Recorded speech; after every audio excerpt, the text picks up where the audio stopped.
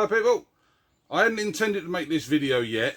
I've just come into the polytunnel to weed the last bed out, so that's now cleared all the way along, ready for putting stuff into. I noticed a problem with it. I've got some black fly that were on some of the bigger weeds that were here, and I've realised that I've got quite a bad ant infestation in the polytunnel. If I show you very quickly, if I can, I'll just spin you, just to give you a little idea. I've just stood on most of these, but you can see there's tracks coming through there, and another one just there. There's little holes that have actually come up around most of the tunnel, which usually means that there's quite an infestation either underneath the wood outside the polytunnel, or they're actually in here and underneath the main middle bed. I was going to do this video, but like I say, at a later date. I've got some borax, so what I'm going to do is I'm going to mix up an ant killer. Some people do it as a gel, others do it as more of a semi-dry powder to stop it clumping.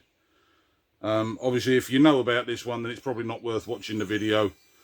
If you don't know about it, you know, you might find it a bit interesting. So what I'll do is I'll cut off now, I'll get the stuff set up indoors, and then I'll show you how to mix it up together. Alright, catch you in a moment. Right, this is the third attempt at explaining this one. This is borax. It's made as a cleaning product, naturally occurring mineral. So as far as I'm aware, it's okay for organic stuff. But don't quote me, do your own work, check it out for yourself. Obviously it's poisonous to ants. So what we're doing is we're doing this as a ratio of 1 teaspoon of borax to 5 teaspoons of normal sugar. Put that one there. There's your borax powder. Now what we do, from what I can gather, is just a very small amount of water. What you're trying to do is to sort of liquidize the powder granules a little bit, but obviously it's not going to go into water like this, but the idea is, I think, to stick it to the sugar. So give that a stir.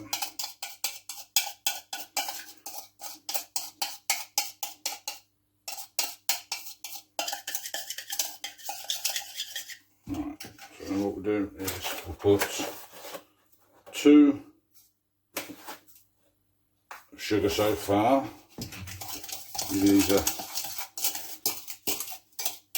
what they were saying on some of the instruction videos that I've seen, is if you basically add all the sugar in one, you're going to have trouble dispersing the borax into all of it. So the ants will be taking the sugar and not actually being poisoned.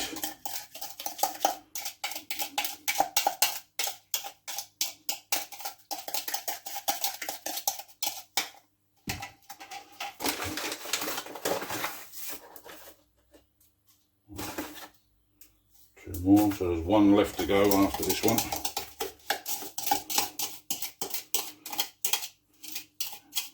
As I say, there's other videos saying make it into a gel, which is a lot more water, but my thing with that one is, and I agree with the person who had this recipe up, is if it turns sunny, it's going to bake hard very quickly. And then even though ants are pretty good at sort of mullering everything, they're going to have a bit of trouble breaking pretty much what's going to be one solid mass.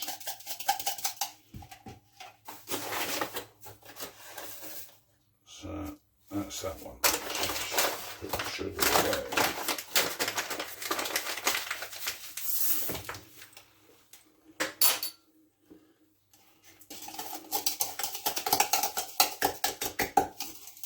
Obviously you can make up more of this or less of it if you want to. Just keep it at a 5-to-1 ratio. It seems to be what the bulk of the recipes go for.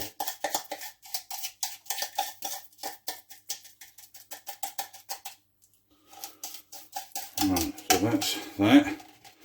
So that's mixed up, it's just like a gum.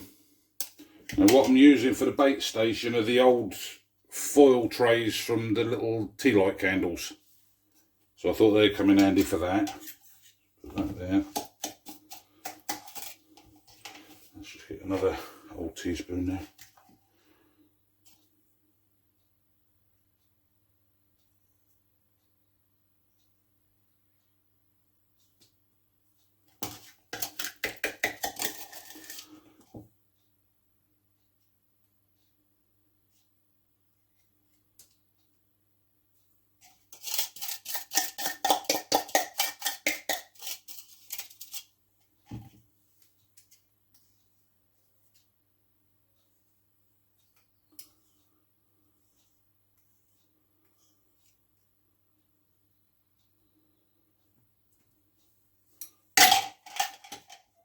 So obviously clean up any spillage.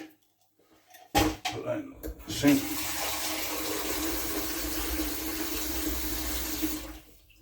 Put that to soak for the wash so it's ready to go.